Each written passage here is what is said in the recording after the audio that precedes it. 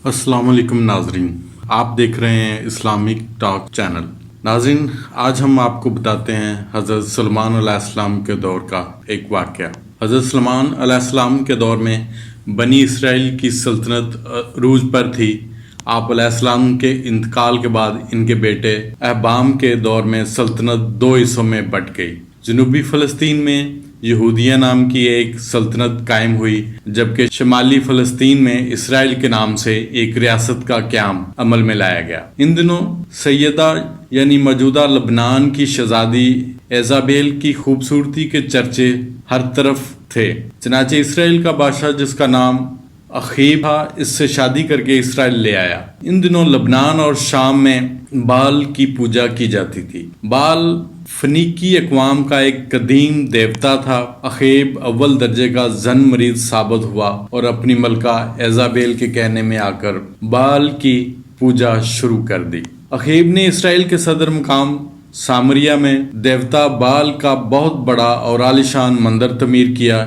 इसको देखकर इसकी राया देवता बाल की पूजा करने लगी। इस तरह सामरिया शहर का नाम बलबक यानी बाल का शहर पड़ गया। पूरे मुल्क में बाल की इबादत गाहें तमीर हो गईं और इसके नाम पर कुर्बानियां दी जाने लगी। और यूं यहूदी हजरत मूसा अलैहिस्सलाम के बनाए हुए दीन से मुनहरफ हो गए। ऐसे वक्त में भी चंद अल्लाह वाले लोग मौजूद थे जो लोगों को बुरे कामों से रोकते और अल्लाह ताला की तरफ बुलाते। इन्हीं हजरात में एक नेक बुजुर्ग परमिया भी थे। बाल की पूजा के एक खास दिन मलका एजाबेल और बादशाह अखीब बाल के मंदिर में मौजूद थे और पूजा ज़ोरों शोर से जारी थी। तब परमिया अखीब के पास आए, इसे समझाने की कोशिश की कि बुत प्रस्ती छोड़कर अपने दीन हक की तरफ लौट आए।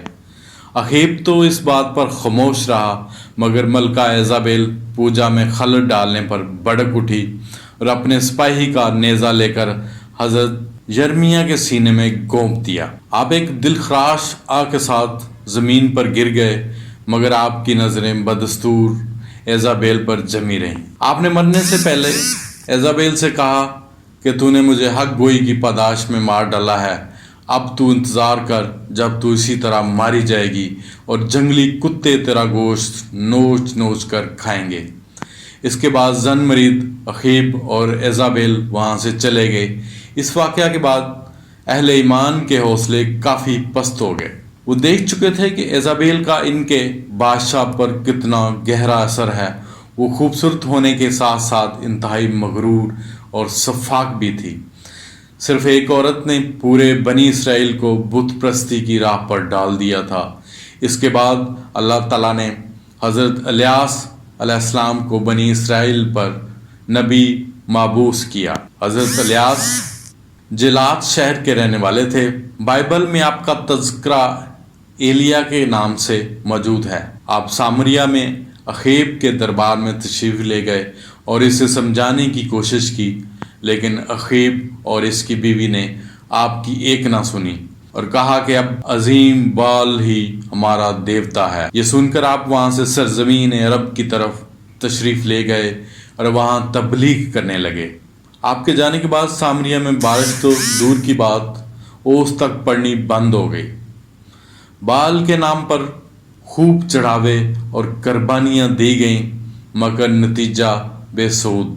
कहत इतना बढ़ गया कि लोग लूट मार पर उतर आए, यहाँ तक कि बादशाह के महल का घेराव कर लिया और इसके कुछ हिस्सों को आग लगा दी गई। अब बादशाह इंतहाई परेशान हुआ और हज़रत इलियास को ढूंढ कर इनसे बारिश के लिए दुआ की दरख्वास्त की, लेकिन ये बात एजाबेल और देवता बाल के पुजारियों को नागवार गुजरी और वो हज़रत इलियास अलैहिस्सलाम की मुखालफत पर उतर आए।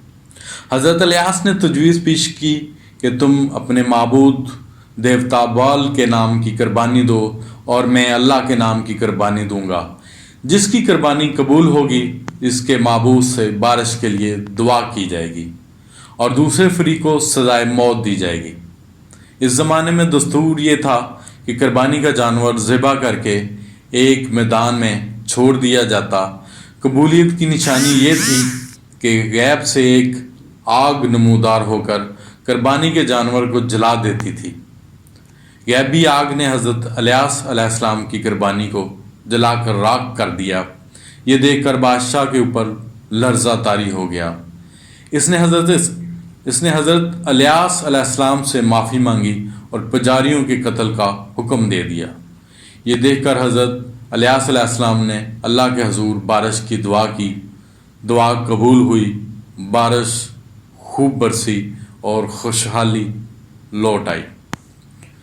اخیب محل لوٹا تو ایزابیل نے اسے دوبارہ گمراہ کر دیا اور دونوں حضرت الیاس علیہ السلام کی جان کے دشمن بن گئے، اور یہ ملک دوبارہ بت پرستی، شراب نوشی، زنا اور دیگر برائیوں کا مرکز بن کر رہ گیا۔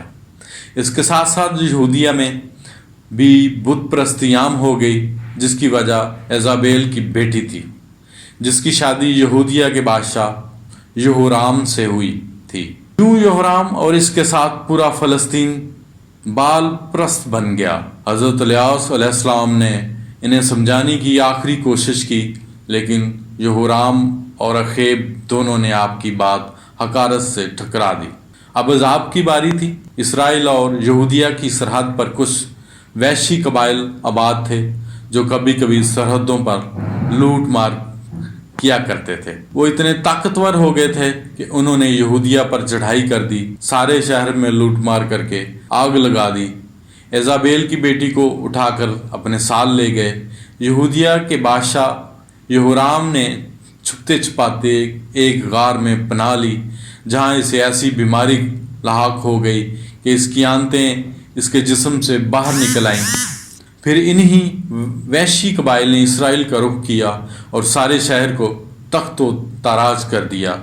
اخیب اور اس کے بیٹے کو قتل کر دیا گیا، جبکہ ملکہ ایزابیل، جسے اپنی طاقت کا غرور تھا، جب وہ مری تو اس کے جسم میں ایک نیزہ پیوست تھا۔ پھر لوگوں نے اپنی آنکھوں سے یہ منظر دیکھا کہ بہت سارے جنگلی کتے اس کی لاش نوچ نوچ کر کھا رہے تھے۔ یہ وہی بد دعا تھی جو بزرگ یرمیہ نے اپنی شہادت کے وقت ایزابیل کو دی تھی۔ اس کے موت کے وقت نہ تو اس کا دیوتا کام آیا، نہ لشکر، نہ ہی اس کا حسن۔